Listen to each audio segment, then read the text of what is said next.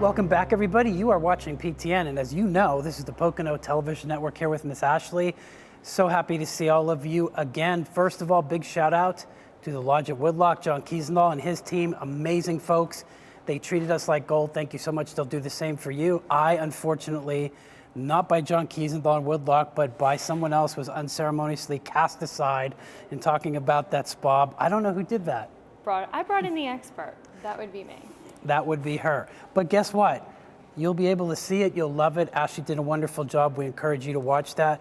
Just a personal note, John Kiesendahl was one of the folks who really was, he and his family were very, very integral in tourism in the Pocono Mountains, so you gotta watch it. Right now, we are at Wallenpaupack Brewing Company with Logan. Logan is the head brewmaster. IPAs right now, big thing. I don't pretend to know about it, that's why Logan's here. Logan, tell us, what is an IPA? What does that mean? So an IPA stands for India Pale Ale, and they actually came about when the British would brew beer and ship it to India. They added more hops to preserve the beer. So nowadays, IPAs are very hop forward.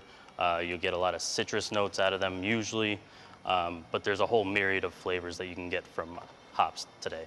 So what do you think is the fascination with people liking craft brews and IPAs? If you had to say that, what do you think it is? Anything people are drinking, they're trying to go for more flavor. They want to enjoy what they're drinking. It's not just, all right, I'm gonna have a couple and go to bed. Well, and I think that's interesting because you are the recipe developer here, right? So I love that title. Talk to us a little bit about what that means. We all talk in our staff meetings every week, and we decide what kind of styles we want to brew.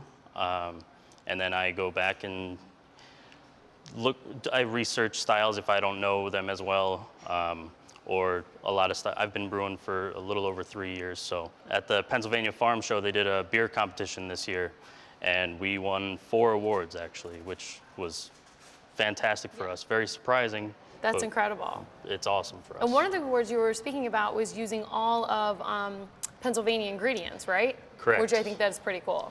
So the PA Preferred Legacy Award was open to anybody who used mostly Pennsylvania ingredients in a beer. We actually used all Pennsylvania ingredients. We used hops from Hop Barons over in Holmesdale and malt from Deer Creek Malt House down near Westchester. So. Okay. Oh wow! So and how many categories were competitive? You told us the number. I believe there were 14 different beer styles with like 156 beers entered or something like that. So not only have the IPAs kind of jumped on the bandwagon, but I don't want to be stereotypical here, but I think women have too, right? Really coming out and probably appreciating all the different types of beers that there are now. And here at your brewing company in particular, they're very unique, right? So you as a recipe developer, you make them, and it's kind of, I mean, it's for Wallenpaupack Brewing Company, right? So they can only find that here. There's so many options out there now. You have to do your own thing, and people will gravitate towards it. Sure. So we try to do certain hop combinations to get a particular flavor or aroma. A lot of people, women in particular, coming in just trying new styles that they've never tried. All right, let's talk about that for a minute then. Give me some unusual recipes that we can only find here. Right now, we're actually doing a lot of barrel-aged beer, Okay. which is where we take used spirit barrels, usually a whiskey like barrel, bourbon vodka. or That's interesting. red wine, stuff like that. And we've actually seen a really overwhelmingly positive reaction to our barrel-aged beers. Wow. I think some of those beers pick up like wine characteristics, so they've actually been very good, like gateway beers. I was just going to say gateway is probably a great word to use. For people that, they enjoy wine, they're not really beer drinkers, but you get some of those oaky notes, the vanilla, and the red wine barrels obviously really impart some nice red wine characters. Sure. So you have about 3 to 4 IPAs on tap, right, at one time. Correct. And then how often do your flavors change? How often will you change your taps? So we're always rotating taps. Okay.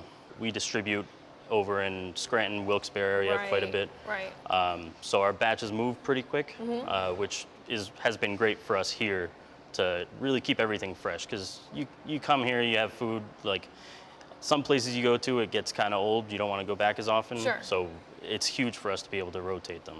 Well, I always love to throw my opinion out there really fast, and I do love, number one, it is spotless and clean in here. Okay, so that is Very much always so. number one. That was the first thing I noticed. Second, they do have a patio outside, so when the weather permits, you can go outside and enjoy that. They do have games that you can play. Kids are welcome, so in case that was a question, kids are absolutely welcome here, which I think is important to know. And last question though, because we were kind of talking about this. What do you like best about being the head brewmaster?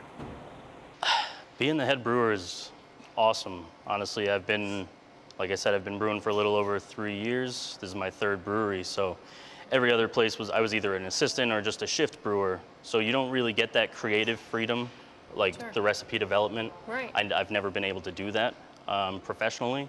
So to be able to come here, and then now I get to see people out in our tap room drinking beer that I came up with, and it's just a great feeling. You know, they're enjoying it with their friends and their family, and it's just awesome.